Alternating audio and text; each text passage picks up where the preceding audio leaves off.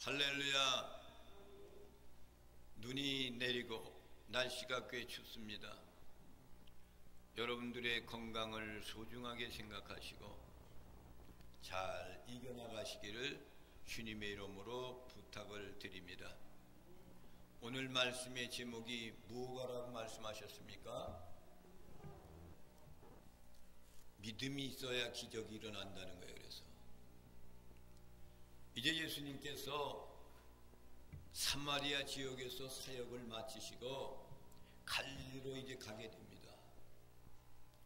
근데 사마리아에서 갈릴리로 향해서 가면은 어디를 둘러가셔야 되면은 나사렛이라는 그런 동네를 지나가야만 됩니다. 근데 예수님은 어린 시들을 보냈던 그곳에 나사렛이라는 그곳에서 잘 자라고 순명했던 그곳인데 거기에 가지 아니하시고 곧바로 갈릴리로 가십니다. 보시겠습니다. 43절부터 45절에 있는 말씀입니다. 시작. 거기를 떠나 갈릴리로 가시며 친히 증언하시기를 선지자가 고향에서는 높임을 받지 못한다 하시고 갈릴리에 이르심에 갈릴리인들이 그를 영접하니 이는 자기들도 명절에 갔다가 예수께서 명절 중 예루살렘에서 하신 모든 일을 보았음이더라. 할렐루야. 주님이 왜 자기의 고향 나사렛을 들르지 않았는가에 대한 것을 말씀하시죠. 선지자가 고향에서 높임을 받지 못했다. 인정받지 못한다는 게 그래서 이 말씀을 보면은 이 말씀에 보면은 주님이 말씀하신 내용이 말씀이 있습니다. 누가복음 4장 24절에 있는 말씀을 보겠습니다. 시작. 하나님은 영이시니 예배하는 자가 영과 진리로 예배할지니라. 누가복음 4장 24절이 맞아요? 누가복음 4장 24절에 누가복음 4장 24절 누가복음 4장 24절을 다시 한번 보겠습니다. 시작. 또 이르시되 내가 진실로 너희에게 이르노니 선지자가 고향에서는 환영을 받는 자가 없느니라. 할렐루야. 선지자가 고향에서 존경을 받지 않는데 환영을 받지 못한다는 말입니다. 이 말씀 때문에 이제 예수님이 나사렛이라는 자기 고향 땅과 같은 자라난 성장한 그곳을 들리지 않고 그냥 갔다 이 말씀이에요. 그래서 성경에 보면은 고향에서 그리고 형제들한테 대우를 받지 못한 사람들이 있습니다. 그 사람이 누구냐면 꿈을 꾸었던 요셉이라는 사람이에요. 이 요셉은 꿈을 꾸는 그런 사람이었는데 자기 형들 앞에 아버지 앞에서 꿈 얘기를 하다가 결국은 형들에 의해서 깊은 우물 속에 들어가요. 빠져요. 근데 드나갔던 칼라반 상인한테 요셉을 팔아넘깁니다. 이만큼 고향에서 인정받지 못하는 일들이 얼마나 많이 일어나는지 몰라요. 또 어떤 사람이 있냐면 다윗과 같은 사람입니다.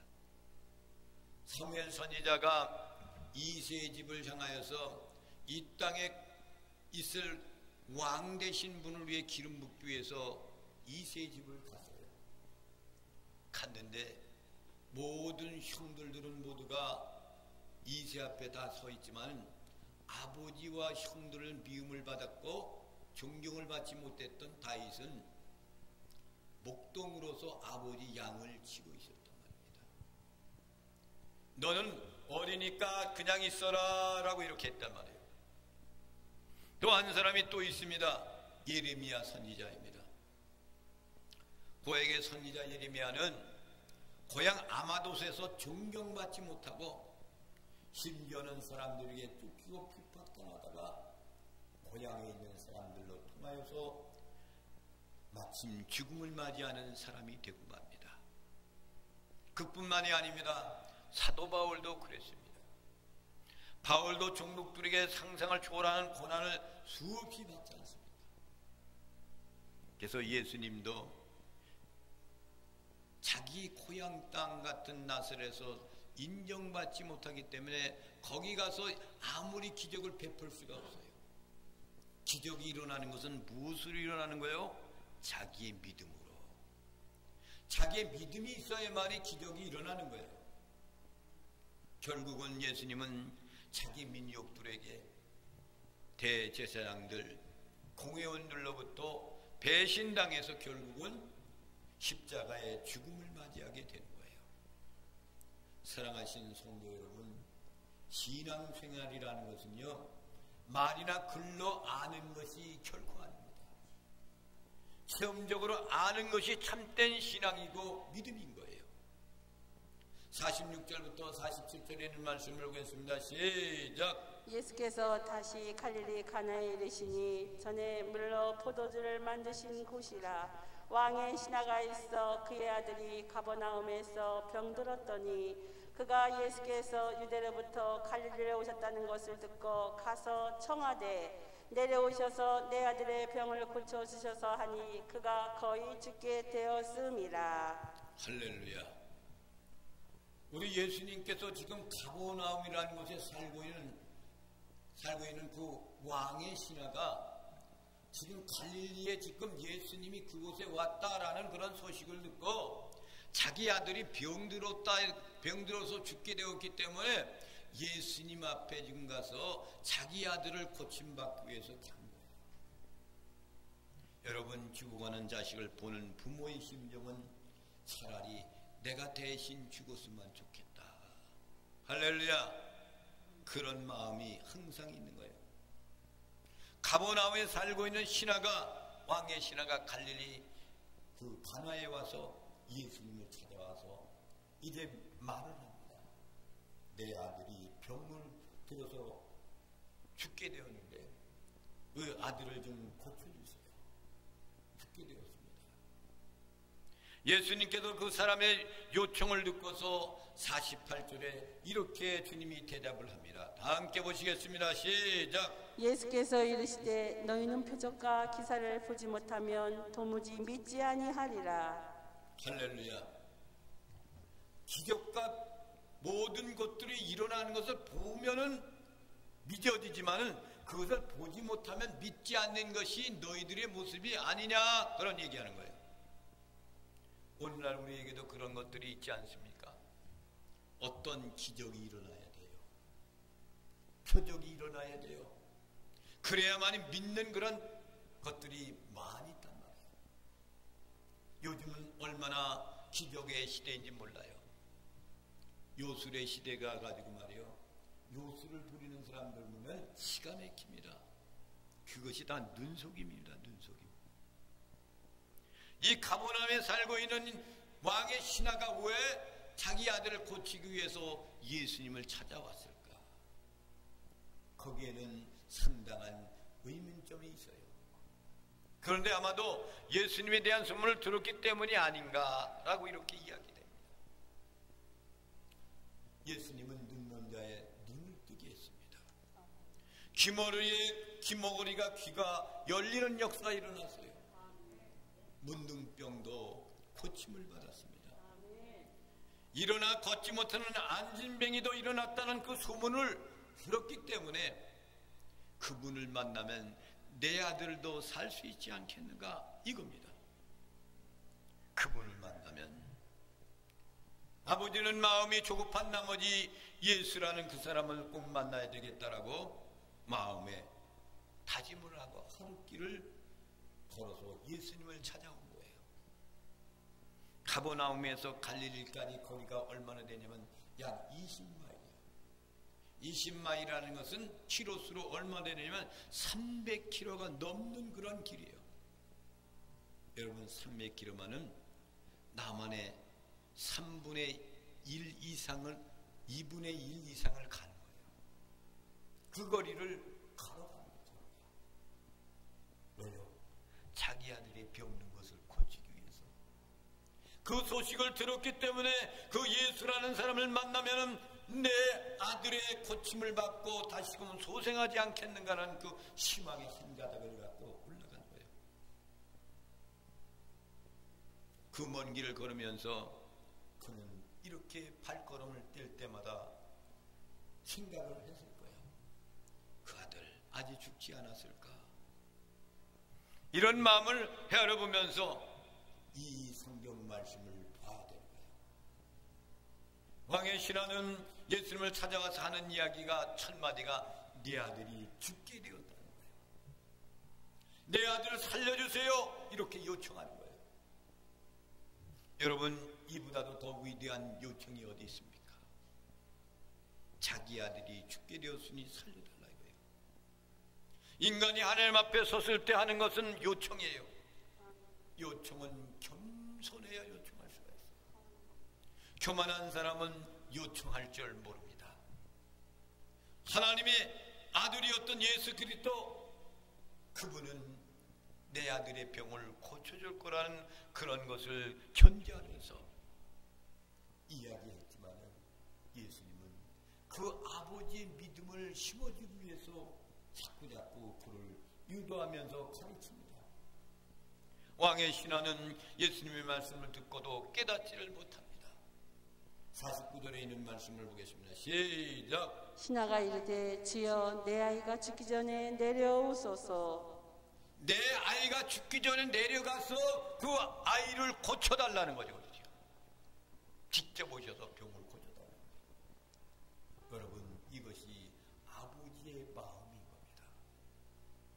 이 말씀은 나사로가 죽었을 때 마르다와 마리아가 자기 오라버니가 죽게 되었으니까 라고 외치는 소리와 똑같은 거예요. 요한복음 11장 21절에 있는 말씀을 보겠습니다. 시작. 마르다가 예수께 여짜오되 주께서 여기 계셨더라면 내 오라버니가 죽지 아니하였겠나이다. 병들어 죽게 된 아버지의 마음과 나사로가 죽었을 때 마리아와 마르다의 마음과 똑같은 거예요. 병들어 죽게 된 아들의 그 아버지가 요청하는 그 얘기를 듣고서 주님이 말씀하시는 내용이 요한복음 4장 50절에 있는 말씀입니다. 시작. 예수께서 이르시되 가라 내 아들이 살아있다 하시니 그 사람이 예수께서 하신 말씀을 믿고 가더니. 할렐루야. 예수님이 내 아들이 지금 살아났다, 병 고침을 받았다, 이 이야기를 선포하는 순간에 이 왕의 신하의 이 신하는 마음의 감동이 일기 시작한 거예요. 그 말씀이 능력이 되어가지고 그 마음밭에 박혀진 거예요. 내 아들을 살려주기 위해서 그곳으로 내려가서 살려주세요 요청했던 그 아버지의 마음이 예수님이 말씀하신 그 말씀 가운데 마음의 변화 역사가 일어나기 시작한 거예요. 믿음이라는 것은 그 사람의 신뢰를 가지고 말씀하는 그 말씀을 신뢰 있게 받아들이는 것이 그것이 그의 믿음이에요. 아버지는 그 말을 듣고 그 말이 옳은 거구나 라고 생각하고 그 말씀하는 순간에 아멘 하고서 평안히 집으로 돌아가기 시작합니다. 더 이상 말도 질문도 할 필요도 없이 그 자리를 떠나 집으로 향해 돌아갔어요. 51절부터 52절에 있는 말씀을 보겠습니다. 시작. 내려가는 길에서 그 종들이 오다가 만나서 아이가 살아있다 하거늘 그 낳기 시작한 때를 물은즉 어제 7시에 열기가 떨어졌나이다 하는지라. 할렐루야. 이 신하는 예수님의 말씀을 믿고 그냥 집으로 돌아갔습니다. 중간에 자신을 마중오는 그런 사람들을 보고서 그 종들이 이야기하기를 주인님 아들의 열이 떨어졌어요 살아났다는 거죠. 아버지는 열이 내렸던 말에 언제 떨어졌냐라고 그들한테 물어봐요. 그러니까 어제 7시에 떨어졌어요 이렇게 했어요. 그때 왕의 신하가 계산을 해봅니다. 예수님이 말씀하셨던 바로 그 시간, 이제 당신 집으로 내려가시오, 당신의 아들이 죽었던 거 아니라 살아났습니다, 이 말을 했던 그 순간이 바로 똑같은 시간이었구나 라는 것을 깨닫게 됩니다. 53절부터 54절에 있는 말씀을 보겠습니다. 시작. 그의 아버지가 예수께서 네 아들이 살아있다 말씀하신 그때인 줄 알고 자기와 그 온 집안이 다 믿으니라. 이것은 예수께서 유대에서 갈릴리로 오신 후에 행하신 두 번째 표적이니라. 할렐루야. 그러니까 그 아버지가 그 말을 들었을 때 그 아들이, 예수님이 말씀하는 그 순간에, 그 시간에 그 아들이 열이 떨어지고 살아나는 그것을 기억하면서 그 이야기를 했더니 온 집안이 다 믿었다는 거예요. 아멘. 예수님이 말씀하신 그 순간에 그 아들이 살아났다는 것을 집안 사람들이 믿었다는 거예요. 이 기적의 역사가 갈릴리에서 오신 뒤 두 번째 역사, 가나의 혼인잔치 첫 번째 기적의 역사, 물이 포도주로 변한 역사, 두 번째 왕의 신하들이 죽었다가 살아난 역사, 두 번째 표적이랍니다. 여러분, 눈으로 보고 귀로 듣고 손으로 만지는 것보다 더 중요한 것은 예수님의 말씀을 그대로 믿고 확신할 수 있는 믿음이 있어야 됩니다. 아멘. 눈으로 보지 못해서도 그 말하는 사람의 신뢰를 갖고 믿어지는 거예요. 귀로 듣고 그대로 믿어지는 확신이 있어지시기를 주님의 이름으로 축원을 드립니다. 아멘. 의심 많았던 두마에게서 예수님이 찾아오셨습니다. 요한복음 20장 25절에 있는 말씀을 봅니다. 시작. 다른 제자들이 그에게 이르되 우리가 주를 보았노라 하니 도마가 이르되 내가 그의 손에 못자국을 보며 내 손가락을 그 못자국에 넣으며 내 손을 그 옆구리에 넣어 보지 않고는 믿지 아니하겠노라 하니라. 할렐루야. 의심했던 도마, 예수님이 부활했다는데 손과 그리고 옆구리에 침자국, 손에 목자국, 그렇게 했던 그분이 죽었는데 어떻게 살아나? 제자들은 그 광경을 보았어, 부활하신 주님을. 근데 도마는 못 봤어. 그러니까 내가 그것을 보아야만이 내가 믿어진다 이거예요. 그랬더니 예수님이 27절에 있는 말씀입니다. 시작. 도마에게 이르시되 내 손가락을 이리 내밀어 내 손을 보고 내 손을 내밀어 내 옆구리에 넣어 보라. 그리하여 믿음 없는 자가 되지 말고 믿는 자가 되라. 할렐루야. 그렇다면은 옆구리에 손 넣어봐 이거예요. 내 옆구리에 손을 넣어봐라. 그러면서 말씀하시기를 믿음이 없는 자가 되지 말고 믿는 자가 되라 이거예요.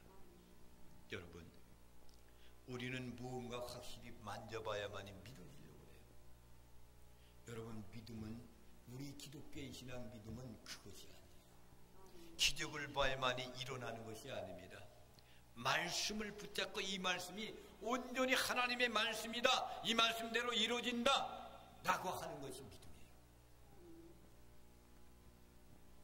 29절에 있는 말씀을 보겠습니다. 시작. 예수께서 이르시되 너는 나를 본 거로 믿느냐? 보지 못하고 믿는 자들은 복되도다. 할렐루야. 이제 도마가 그 모습을 보고 그 주님 앞에 무릎을 꿇고 이야기하는 거예요. 그랬더니 예수님이 너는 나를 복으로 믿느냐? 보지 못하고 믿는 자들은 복되도다. 너 내 제자인데도 그 광경에 대한 것은 내 옆구리를 만져보고 본 후에는 믿어졌는데 그 후에 나를 보지 못하고 믿는 자들은 더 복되도다 이거예요. 여러분들은 복 있는 사람들입니다. 믿음이란 보지 않고 믿는 거예요. 보는 것과 어떻게 믿어집니까? 기적을 보고 믿는 것이 결코 아닙니다. 살려주었기 때문에 믿는 것이 결코 이것이 믿음이 아니에요. 어떤 경우에는 기도했는데도 죽어가는 사람이 있어요. 죽음을 받아들이는 것이 믿음인 겁니다. 반드시 살려주는 것만이 믿음이 아니에요. 우리가 세상에 살아가면서 인생이 원치 않는 방향으로 전개되어 오는 일이 얼마나 많이 있습니까? 그것을 받아들이는 것이 믿음인 겁니다. 마태복음 8장에 백부장이 하인을 낫게 하신 기적의 역사가 일어납니다. 마태복음 8장 6절에 있는 말씀입니다. 시작. 이르시되 주여 내 하인이 중풍병으로 집에 누워 몹시 괴로워하나이다. 이게 백부장이 자기 하인이 중풍병으로 누워있는데 그것을 몹시 괴로워한다고 백부장이 예수님 앞에 고백하는 거예요. 7절의 말씀을 봅니다. 시작. 이르시되 내가 가서 고쳐주리라. 내가 가서 고쳐줄게 이거예요. 이때는 백부장한테 내가 가서 그 고쳐줄게 이야기합니다. 왜 그랬어요? 백부장은 오지 않아도 된다는 믿음을 갖고 있기 때문에 그 믿음을 확신하기 위해서 내가 가서 고쳐줄게 이렇게 말씀합니다. 이때 백부장이 말합니다. 8절부터 9절에 있는 말씀 봅니다. 시작. 백부장이 대답하여 이르되 주여 내 집에 들어오심을 나는 감당하지 못하겠사오니 다만 말씀으로만 하옵소서. 그러면 내 하인이 낫게 싸움나이다. 나도 남의 소에 있는 사람이여 내 아래에도 군사가 있으니 이더러 가라 하면 가고 저더러 오라 하면 오고 내 정도로 이것을 하라 하면 하나이다. 할렐루야. 백부장의 믿음이 이 믿음이 견고한 거예요. 아멘. 내가 내려가서 내 하인의 그 모든 것들을 고쳐주겠다라고 얘기했는데도 이 백부장은 주님 내려갈 필요가 무엇입니까? 거기까지 내려가면 내가 감당할 길이 없어요. 주님 오시는 거 얼마나 부담스러운지 몰라요. 나도 군사를 많이 거느리고 있기 때문에 그들을 향해서 명령해서 가라 그러면 걔들은 와요. 또 가라 그러면 가요. 주님도 그렇게 명령하면 다 이루어진 줄 믿습니다 이거예요. 그랬더니 예수님께서 놀라게 생각하고 10절 말씀을 보겠습니다. 시작. 예수께서 들으시고 놀랍게 여겨 따르는 자들에게 이르시되 내가 진실로 너희에게 이르노니 이스라엘 중 아무에게도 이만한 믿음을 보지 못하였노라. 할렐루야. 내가 진실로 너에게 이른다. 이스라엘 중에서 아무에게도 이만한 믿음을 보지 못했다. 자기가 믿었던 택한 백성들 그 사람들 가운데서도 이만한 믿음을 만나보지 못했다. 이방인 너 백부장이 어떻게 이렇게 견고한 믿음을 가졌냐 이렇게 칭찬하는 거예요. 여러분 예수님의 제자들도 베드로라는 사람이 있잖아요. 무리를 걸어게 하세요. 예수님께 요청하니까 걸어오라 그러니까 걷습니다. 그는 주님과 함께 있는 거예요. 그런데 의심했습니다. 그 순간 베드로는 물속으로 빠져들어갑니다. 백부장의 믿음과 같은 믿음이 없었던 거예요. 그래서 예수님이 말씀하시기를 물에서 건져주면서 어찌하여 의심하느냐 믿음이 적은 자들아 라고 이렇게 책망하시잖아요. 보지 않고 믿는 경우가 참된 믿음이에요. 믿음의 실체는 기적보다 표적도 아닌 말씀인 거예요. 말씀을 믿는 자가 되시기를 주님의 이름으로 부탁을 드립니다. 우리가 믿음이 있을 때 하나님께서 능력을 행하시는 거예요. 믿음이 없는데 무슨 기적을 행합니까?